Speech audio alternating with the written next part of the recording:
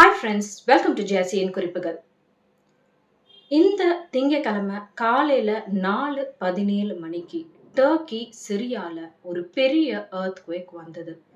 நீங்க இந்த 4 நாளா பார்த்துட்டு இருந்தீங்கன்னா நியூஸ்ல இத பத்தி தான் போட்டுட்டு இருக்காங்க.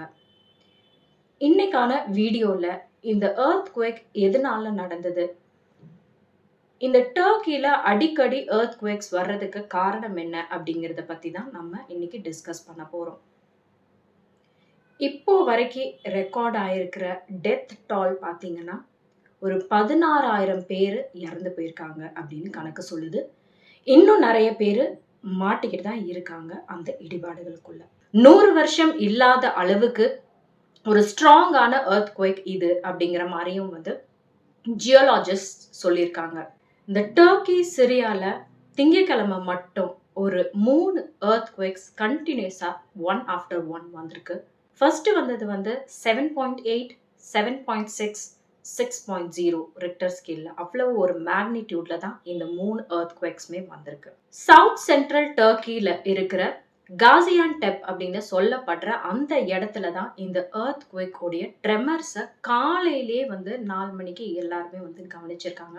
அப்ப பாத்தீங்கன்னா எல்லா மக்களுமே ஒரு தூங்குற நேரம். அந்த இடத்துல காசியான்டெப்ல கிட்டத்தட்ட ஒரு 2 மில்லியன் மக்கள் வாழ்ற இடம். இதுல நிறைய பேர் சிரியால நடந்த 2011ல சிவில் வார்ல அங்கிருந்து வந்த அகதிகள். ஸோ சிரியன் ரெஃப்யூஜிஸும் நிறைய பேர் இந்த காசியான்டெப் பகுதியில தான் வசிச்சுட்டு இருக்காங்க. இந்த டர்க்கிஷ் அத்தாரிட்டிஸ் என்ன சொல்றாங்கன்னா, இந்த earthquake வந்ததுக்கு அப்புறமா கிட்டத்தட்ட ஒரு 40 ஆஃப்டர் ஷாக்ஸை அவங்க ஃபீல் பண்ணியிருக்கிறாங்க. அதனால இது ஒரு வேர்ஸ்டான ஒரு earthquakeம் கூட. ரெஸ்கியூ ஒர்க்கர்ஸ் எல்லாருமே போராடிக்கிட்டு இருக்காங்க டெட் பாடிஸ் அங்கேருந்து வெளியில ரிமூவ் பண்றதுக்கு. நீங்க நியூஸ்ல அந்த மாதிரிலாம் பார்த்துருந்தீங்கன்னா அந்த வீடியோஸ் பார்க்கும்போது ரொம்ப ஒரு கஷ்டமான ஒரு வீடியோஸ். ஏன்னா அந்த இடிபாடுகளுக்குள்ள சிக்கி இருக்கிற குழந்தைங்கள் பெரியவங்க எல்லாத்தையும் அவங்க தூக்குற அந்த காட்சிகள் ரொம்ப ஒரு மாதிரி கஷ்டப்படுத்துற மாதிரி இருக்கு. அவ்வளவு மக்கள் உள்ள மாட்டியிருக்காங்க. இன்னும் இப்ப டர்க்கில மழையும் பெஞ்சிட்டு இருக்கு. அதே மாதிரி குளிர்காலங்கிறதுனால ரொம்ப ஒரு ஃப்ரீசிங்கான ஒரு டெம்பரேச்சர்ல இந்த ரெஸ்கியூ ஒர்க்ஸை பண்றதுக்கு கூட கஷ்டமா இருக்கு. அது மட்டும் இல்லாம எத்தனை சிரியன் ரெஃப்யூஜிஸ் இருக்காங்க அப்படின்ற கணக்கும் இவங்களுக்கு கிடையாது. அதனால எத்தனை பேர் உள்ள மாட்டியிருக்க கூடும் அப்படிங்கிறதும் ஒரு எஸ்டிமேட்டும் இவங்களுக்கு அவ்வளவா தெரியல. ஆனா இன்னும் நிறைய பேர் சிக்கியிருக்க கூடும்னு சொல்றாங்க. ஏன்னா ஸ்டார்டிங்ல அந்த earthquake வந்தப்ப ஒரு 100 பேர் தான் இறந்திருக்காங்க அப்படிங்கிற மாதிரி சொல்ல ஆரம்பிச்சாங்க. திடீர்னு பார்த்தா டெத் டால் இன்க்ரீஸ் ஆகிட்டே போய் இப்ப 16,000 பேர் வரைக்கும் நிக்குது. இந்த எண்ணிக்கை இன்னும் அதிகமாக கூடும். சரி, எல்லாருமே earthquakeன்னு சொல்றாங்களே, இந்த earthquake எதனால வருது அப்படிங்கறத நம்ம தெரிஞ்சுக்கலாம். நம்ம பூமி எப்படி உருவாச்சு அப்படின்னா, அதுக்கு முன்னால எல்லாமே ஒரு லாவாவா தான் இருந்தது. தீ குழம்பா தான் இருந்தது. ஒரு மோல்டன் லாவாவா மாறி அது என்ன ஆச்சுன்னா அந்த எர்த் உடைய கிரஸ்ட் அப்பதான் ஃபார்ம் ஆக ஆரம்பிச்சு. அது கெட்டி ஆக ஆக அது ஃபார்ம் ஆக ஆரம்பிச்சது. இந்த ஃபார்ம் ஆன பீசஸ் தான் டெக்டானிக் பிளேட்ஸ்ன்னு சொல்லுவாங்க. இது உலகம் பூரா அந்த டெக்டானிக் பிளேட்ஸ் ஒரே இடத்துல இப்படி இருக்காது. அது மூவ் ஆகிட்டே தான் இருக்கும். கிட்டத்தட்ட ஒரு 15 மேஜர் ஸ்லாப்ஸ் இருக்குது இந்த டெக்டானிக் பிளேட்ஸ். அது ஒரு டெக்டானிக் பிளேட்டுக்கும் ஒரு பேர் வச்சிருப்பாங்க. ஸோ அந்த டெக்டானிக் பிளேட்ஸ்க்கு நடுவுல இருக்கிற அந்த கிராக்ஸ் தான் ஃபால்ட் லைன்ஸ்ன்னு சொல்லுவாங்க. ஃபால்ட்ஸ்ன்னு சொல்லுவாங்க. அந்த கிராக்ஸ் அதை நான் ஏற்கனவே இந்த ஃபால்ட் லைன்ஸை பத்தி நான் இந்த பாய்லிங் ரிவர் அப்படிங்கிற ஒரு வீடியோலயே நான் சொல்லியிருப்பேன். அந்த மாதிரி இந்த டெக்டானிக் பிளேட்ஸ் மூவ் ஆகிட்டே இருக்கும்ல. அப்ப இந்த மூவ் ஆகிட்டே இருக்கும்போது ஏதாவது ஒரு இடத்துல அது இப்படி ஸ்லிப் ஆகி இப்படி போச்சு அப்படின்னா அந்த இடத்துல ஒரு எனர்ஜி, பயங்கரமான ஒரு எனர்ஜி ரிலீஸ் ஆகும். அந்த ரிலீஸ் ஆகிற எனர்ஜியை தான் earthquakeன்னு சொல்லுவாங்க. அது எந்த இடத்துல அது ஃபார்ம் ஆகுதோ, அந்த ஸ்லிப் ஆகுதோ அந்த இடத்த இவங்க ஃபோக்கஸ்ன்னு சொல்லுவாங்க. இது பூமிக்கு அடியில இருக்கும். இந்த ஃபோக்கஸ் இல்லைன்னா ஹைப்போ சென்டர்னு சொல்லுவாங்க. இந்த ஃபோக்கஸ்ல இருந்து ஸ்ட்ரெயிட்டா எர்த்தோடைய சர்ஃபேஸ்க்கு மேல இருக்கிற பாயிண்ட்டை தான் எபி சென்டர்னு சொல்லுவாங்க. இந்த எபி சென்டரை சுத்தி இருக்கிற எல்லா விஷயங்களுமே தான் டேமேஜ் ரொம்ப அதிகமா இருக்கும். எந்த அளவுக்கு அது டீப்பா இருக்கோ இம்பாக்டும் அவ்வளவு கம்மியா இருக்கும். எவ்வளவு தூரம் இந்த ஃபோக்கஸ் பாயிண்ட் குறைவா இருக்கும். இப்ப பர்ட்டிகுலரா நடந்த இந்த எர்த்குவேக்ல பார்த்தீங்கன்னா, இது பூமிக்கு அடியில இருந்து ஒரு 18 கிலோமீட்டர் தூரம் வரைக்கும் தான் இருக்கு. அதனால தான் வந்து இப்ப நடந்த அந்த எர்த்குவேக் உடைய டெவஸ்டேஷன் ரொம்ப ரொம்ப அதிகமா இருந்ததுக்கு காரணம் இதுதான். இந்த எபிசென்டர் வந்து கிட்டத்தட்ட ஒரு 33 கிலோமீட்டர் இந்த காசியான்டெப்ல இருந்து இருந்திருக்கு. இந்த பர்ட்டிகுலர் ஏரியால பார்த்தீங்கன்னா, எல்லா பில்டிங்ஸுமே வந்து ரொம்ப உடைஞ்சு போன ஒரு பிரிட்டில் கான்கிரீட்ன்னு சொல்லுவாங்க. அந்த மாதிரியான ஒரு இடத்துக்கு மேல தான் இவங்க எல்லாருமே வந்து பில்டிங்ஸ கட்டியிருக்காங்க. அதனால இந்த பில்டிங்ஸ் எப்ப வேணா கிராக் ஆகக்கூடும், உடையக்கூடும், டேமேஜ் ஆகக்கூடும். அதே மாதிரி இந்த ஸ்டீல் எல்லாமே வந்து கரோஷன் கூட ஆகும். இதனால வந்து அங்க வாழ்ற மக்கள் எல்லாருக்குமே வந்து ரொம்ப ரொம்ப டேஞ்சரான ஒரு விஷயம். சிரியால வந்து அந்த சிரியன் நேஷனல் எர்த்குவேக் சென்டரோடைய ஹெட் இருக்காரு ராயத் அஹ்மதுன்னு சொல்லிட்டு. அவர் என்ன சொல்லியிருக்காருன்னா, இதுதான் வந்து அவங்க ஹிஸ்டரியிலேயே ரெக்கார்ட் பண்ண ஒரு பெரிய எர்த்குவேக் அப்படின்னு வந்து சொல்றாங்க. அப்ப யோசிச்சு பாருங்க, எந்த அளவுக்கு இந்த எர்த்குவேக் வந்து நடந்திருக்குன்னு. இந்த காசியான்டெப் பகுதியில ஒரு மலைப்பகுதி இருக்கு. அந்த பகுதிக்கு மேல ஒரு 2200 வருஷங்கள் பழமையான ஒரு ஸ்டோன் கேசல் இருந்தது. அதுவும் வந்து டேமேஜ் ஆயிருக்கு. அதே மாரி 13ஆம் நூற்றாண்டுல கட்டப்பட்ட எனி மாஸ்க் அப்படிங்கிற ஒரு ஃபேமஸான ஒரு மாஸ்க் இருந்தது. அதுவும் வந்து கம்ப்ளீட்டா கொலாப்ஸ் ஆயிடுச்சு. அந்த எர்த்குவேக்ல நெறைய பில்டிங்ஸ் வந்து எல்லாமே வந்து உடைஞ்சு விழுந்திருக்கு. Disaster and emergency management authority இந்த பகுதியில மட்டும் 2020ல 33,000 எர்த்குவேக்ஸ ரெக்கார்ட் பண்ணியிருக்காங்க. இதுல 332 எர்த்குவேக்ஸ் வந்து ஒரு 4.0 மேக்னிட்யூட் இல்லன்னா அதுக்கு மேல உள்ளத தான் வந்து ரெக்கார்ட் பண்ணியிருக்காங்க. அப்ப யோசிச்சு பாருங்க, வெறும் 2020ல மட்டும் 33,000 எர்த்குவேக்ஸ் ரெக்கார்டட். ஏன் டர்க்கில மட்டும் நெறைய இந்த மாரி எர்த்குவேக்ஸ் வருது அப்படின்னா, அதுக்கு காரணம் என்னன்னா, இந்த டர்க்கி அமைஞ்சிருக்கிற இடம் வந்து ஒரு அனடோலியன் டெக்டானிக் பிளேட்ன்னு சொல்லுவாங்க. நெறைய டெக்டானிக் பிளேட்ஸ் இருக்குன்னு நான் சொன்னேன்ல. அந்த மாரி அந்த பக்கமா இருக்கிறது வந்து யுரேஷியன் டெக்டானிக் பிளேட். அதுக்கு பக்கத்துல தான் வந்து இந்த அனடோலியன் டெக்டானிக் பிளேட் இருக்கும். அதுக்கு கீழ பக்கமா வந்து ஆப்பிரிக்கன் பிளேட் இருக்கும். இந்த சைடு வந்து அரேபியன் பிளேட் இருக்கும். ஸோ இந்த பிளேட்ஸ் எல்லாமே வந்து இப்படி இப்படி மூவ் ஆகிட்டே இருக்கும். இதுக்கு நடுவுல தான் அந்த ஃபால்ட் லைன்ஸ் எல்லாமே இருக்கு. இந்த நார்தர்ன் சைட்ல இருக்கிற அந்த அரேபியன் பிளேட் வந்து கொஞ்சம் அந்த மூவ்மெண்ட்டை வந்து ரெஸ்ட்ரிக்ட் பண்ணும். ஸோ ஒரு ஃபால்ட் லைன் இருக்கு. நார்த் அனடோலியன் ஃபால்ட் லைன்னு சொல்லுவாங்க, NAF. இந்த இடம் தான் வந்து யுரேஷியன் டெக்டானிக் பிளேட்டும் அனடோலியன் டெக்டானிக் பிளேட்டும் மீட் ஆகுற ஒரு பாயிண்ட். அந்த இடம் தான் இந்த NAFன்னு சொல்லுவாங்க. இதுதான் ஒரு பர்டிகுலரா டெவஸ்டேட்டிங்கான ஒரு விஷயம் கூட. இந்த இடத்துல தான் வந்து அதிகமான இந்த ஆஃப்டர் ஷாக்ஸ், ட்ரெமர்ஸ், எர்த்குவேக்ஸ் எல்லாமே வந்து உருவாகக்கூடும். இந்த டர்க்கி இந்த இடத்துல தான் வந்து அமைஞ்சிருக்கு, இந்த டெக்டானிக் பிளேட்ஸ்க்கு நடுவுல. ஸோ 3 டெக்டானிக் பிளேட்ஸ்க்கு நடுவுல தான், அதுக்கு மேல தான் இந்த டர்க்கி அமைஞ்சிருக்கு. இந்த NAFன்னு சொன்னல, நார்த் அனடோலியன் ஃபால்ட் லைன். இதுதான் வந்து இந்த வேர்ல்டுலேயே ஒரு பெஸ்ட் அண்டர்ஸ்டுடான ஒரு ஃபால்ட் சிஸ்டம்னு சொல்லலாம். இந்த NAF உடைய ஸ்ட்ரெச் பார்த்தீங்கன்னா, ஒரு சவுத் இஸ்தான்புல்ல இருந்து நார்த் ஈஸ்டர்ன் டர்க்கி வரைக்கும் இருக்கும். இந்த இடத்துல பாஸ்ட்ல நிறைய எர்த்குவேக்ஸ் வந்து ஒரு கேட்டஸ்ட்ராஃபிக் ஈவென்ட்ஸா வந்து அமைஞ்சிருக்கு. 1999ல மட்டும் 2 எர்த்குவேக்ஸ் வந்தது. ஒன்று வந்து 7.4, இன்னொன்று 7.0 மேக்னிடியூட்ல. இதில் கிட்டத்தட்ட ஒரு 18,000 மக்களுக்கு மேலே இறந்து போனாங்க. 45,000 பேருக்கு மேலே வந்து அதில் இன்ஜியரும் ஆனாங்க. அதே மாதிரி 2011ல த ஈஸ்டர்ன் சிட்டி ஆஃப் வேன் அப்படின்னு சொல்லப்படுற அந்த பகுதியில் ஒரு 7.1 மேக்னிடியூட்ல இருக்கிற ஒரு எர்த்குவேக் வந்ததுல ஒரு 500 பேராவது இறந்து போனாங்க. இந்த இடங்கள்ல என்ன சொல்றாங்கன்னா, 95% ஆஃப் இந்த லேண்ட் எல்லாமே வந்து எர்த்குவேக் ப்ரோனான ஒரு ஏரியா, மக்கள் வாழ்றதுக்கு தகுதி இல்லாத ஒரு இடம் அப்படின்னு வந்து சொல்றாங்க.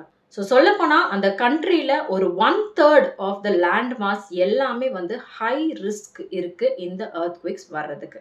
2013ல இருந்து 2022 வரைக்கும் உலகம் பூரா இருந்து கலெக்ட் பண்ண டேட்டா எவ்வளவு எர்த்குவேக்ஸ் ரெக்கார்ட் ஆயிருக்கு அப்படின்னு பார்த்தீங்கன்னா 30,673 வந்து ரெக்கார்ட் ஆயிருக்கு.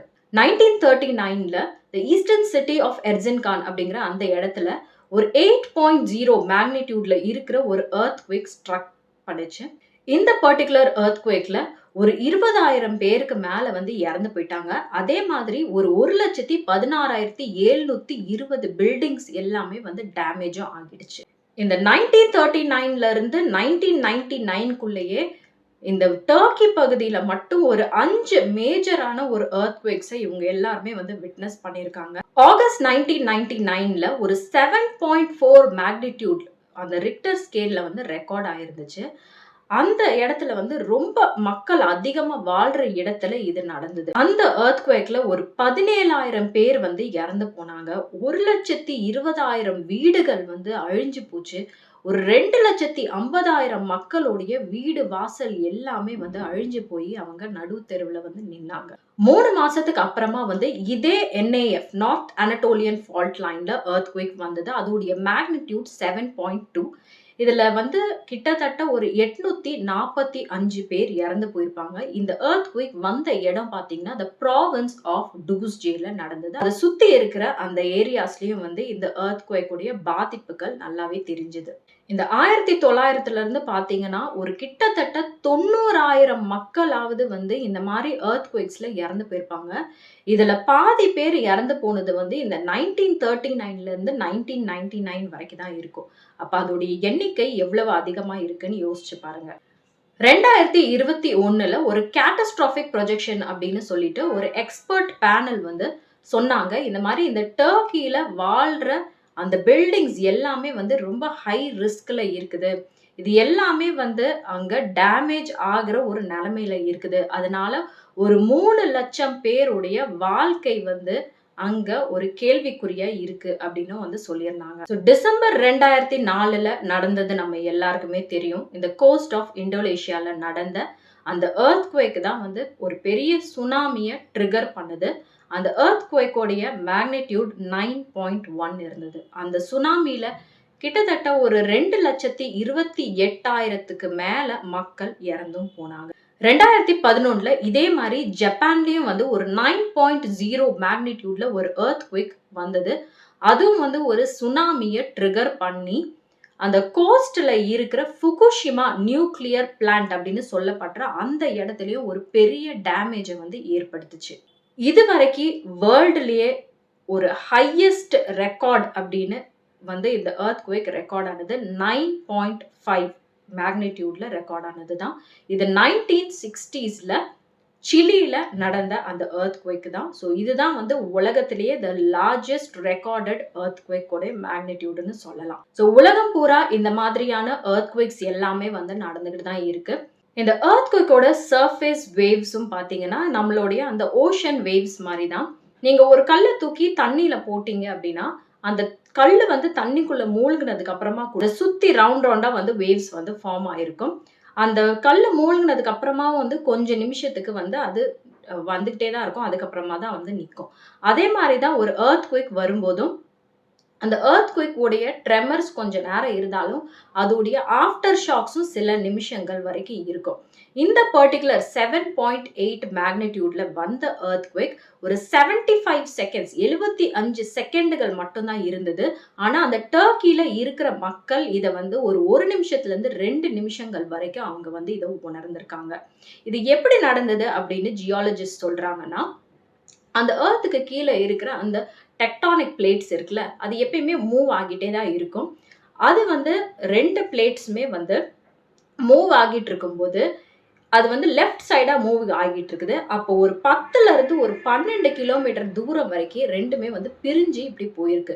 ஸோ அந்த ஸ்லிப் ஆன அந்த ஸ்பீட்ல தான் வந்து அது எல்லாமே வந்து இந்த எர்த்குவேக்கையும் வந்து ட்ரிகர் பண்ணியிருக்கு. இந்த ஸ்லிப் ஏற்பட்டதுனால தான் வந்து இந்த எர்த்குவேக்கும் வந்து ட்ரிகர் ஆகியிருக்கு. இந்த எர்த்குவேக் ட்ரிகர் ஆனதுக்கு அப்புறமா இது வந்து ஃபர்ஸ்ட் வந்தது வந்து 7.8ல ரெக்கார்ட் ஆயிருக்கு. இதுக்கு அப்புறமா நான் சொன்னேன்ல இந்த ரவுண்டா வரும் அந்த சர்ஃபேஸ் வேவ்ஸ் அந்த ஆஃப்டர் ஷாக்ஸ், அதுல அந்த மெயின் ஷாக்கே வந்து ஒரு 7.6 அதுக்கப்புறமா 6.0ல வந்து ரெக்கார்ட் ஆயிருக்கு. அதனாலதான் இவ்வளவு டிவாஸ்டேஷன் வந்து இந்த டர்க்கியும் சிரியா பகுதியிலையும் வந்திருக்கு. டர்க்கி அமைஞ்சிருக்கிற இடமே அந்த மாதிரிதான் இருக்கு. 3 டெக்டானிக் பிளேட்ஸ்க்கு மேல அமைஞ்சிருக்கு. இது ஒரு ஹை சேஸ்மிக் ஆக்டிவிட்டி இருக்கிற ஒரு ஜோனும் கூட. அடிக்கடி எர்த்குவிக்ஸ் வர்ற ஒரு இடமும் கூட. ஆனாலும் மக்கள் இதுக்கு மேல வந்து நெறைய பெரிய பெரிய பில்டிங்ஸ் கட்டிக்கிட்டு தான் இருக்காங்க. ஸோ அதனால தான் வந்து ஒரு சரியான ஒரு ஃபவுண்டேஷன் இல்லாம இவங்க கட்டுறதுனாலயும், பூமிக்கு எவ்வளவு ஸ்ட்ரெஸ் அவங்க வந்து குடுக்குறாங்களோ, அவ்வளவு அதிகமா இந்த டெக்டானிக் பிளேட்ஸும் வந்து ஸ்லிட் ஆகுறதுக்கு சான்சஸ் இருக்கு. ஸ்லிப் ஆகுறதுக்கு சான்சஸ் இருக்கு. எர்த்குவிக்ஸ் ரொம்ப அதிகமாவும் வரும். ஃப்ரீக்வென்ட்டாவும் வர ஆரம்பிக்கும். பட் இந்த இடத்துல வந்து நம்ம எதுவுமே வந்து பண்ண முடியாத ஒரு நிலைமை. இந்தியால இருந்தும் வந்து ரெஸ்க்யூ ஆப்பரேஷன்ஸ்க்காக வந்து எல்லா ஹெல்ப்புமே வந்து அவங்களுக்கு அனுப்பிச்சிருக்காங்க. இன்னும் தேடிக்கிட்டு தான் இருக்காங்க மக்கள. ஹோப்ஃபுல்லி இதுக்கு மேல டெத் டால் ரெய்ஸ் ஆகக்கூடாது.